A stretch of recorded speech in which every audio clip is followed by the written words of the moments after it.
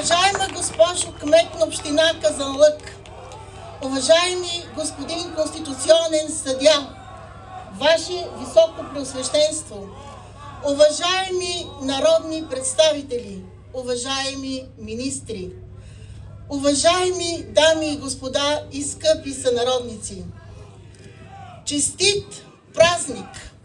Честит 3 март! Празникът на нашето Отечество! Днес отново отваряме и прочитаме едни от най-важните страници в многовековната ни история. Страници на държавност. Страници, в които четем за нова България, за раждаща се България, възкръснала от забвението и мъченичеството, изправила снага от великия дух на българското възраждане, от огньовете на въстанието, дала най-страшния завет на своите синове и дъщери – свобода или смърт, и извоювала тук, на този величествен връх, заедно с доблестните руски офицери и войници и българските опълченци, своето освобождение. Страници, които обединяват народа.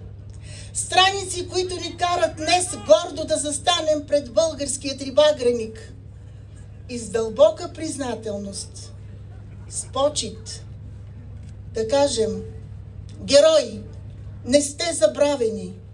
Днес е ден, в който ще се поклоним пред вас, пред всички светли образи на българската свобода. Уважаеми дами и господа, на 3 март, през август, всички идваме насам, на този непреклонен и горд връх. Идваме на Шипка. Водим децата си и внуците си за ръка, за да им предадем святата българска памет. Имаме толкова много нужда помежду ни от това да говорим за своето, с обич.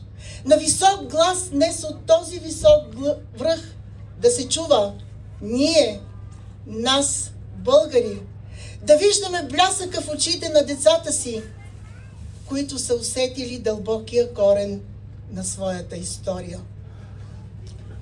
Идваме на Шипка, за да се поклоним и никога да не забравяме.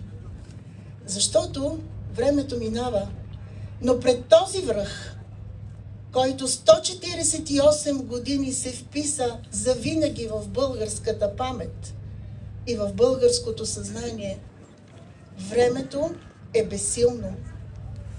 Не може дните, които преминават, да изтрият спомена за преломните събития тук, на този връх, за толкова много храброст на доблестните руски войни и на българското опълчение.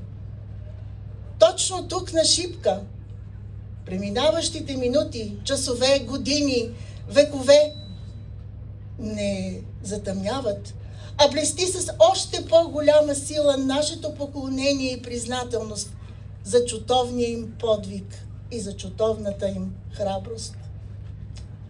Затова времето е безсилно. Защото този връх е част от нашето бъдеще. Част е от българската вечност. Уважаеми дами и господа, събитията тук на Шипка накараха чужди кореспонденти с възторг да говорят за тази храброст. Да кажат, че тук по тези върхове се е възродила памета на нашите прадеди, на Крум, на Симеон и на Самуил. Да кажат, че тази храброст и битката, която се води тук по тази земя, може да буди само възхищение и този народ заслужава не друго, а своята съвършенна свобода.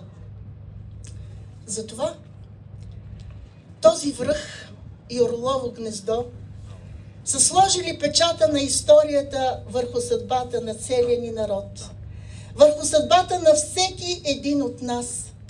И какво ни учи?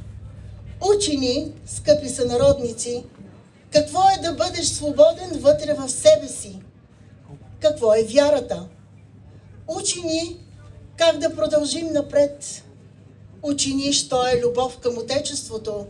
И тогава саможертвата не е гибел. Саможертвата е безсмъртие. Затова най-величественият паметник на българската свобода е точно тук, на Шипка. Славата не е нито в камъка, нито в бронза. Тя славата не се измерва с това. Но всеки може да мери себе си, колчем вдигне поглед нагоре. Защото Шипка не е само място за чутовен подвиг. Шипка е крепост на българската памет. И тя е неподвластна на всякакво злободневие, на всякакво разделение и на всякаква омраза.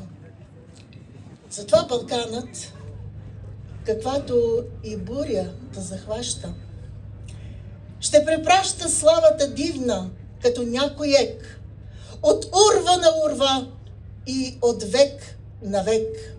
Поклон пред памета на българските опълченци и руските войни, мъченици и герои за българската свобода. Да живее България, да живее Отечеството!